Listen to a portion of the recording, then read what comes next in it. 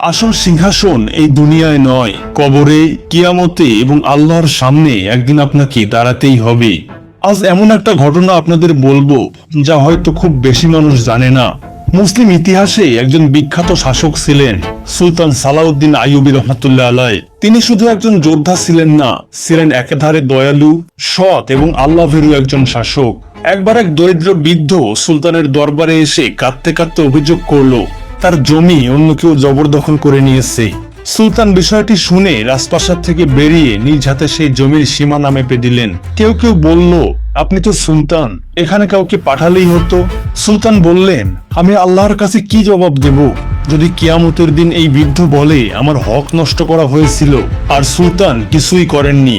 আরো অবাক করার বিষয় হলো, মৃত্যুর কিছুদিন আগেই তিনি নিজেই নিজের কবর খুঁড়েছিলেন আর প্রতিদিন একবার করে গিয়ে দাঁড়িয়ে বলতেন, হে নফস, তোমাকে এখানে আসতেই হবে, সুতরাং অহংকার করার কিছুই নেই।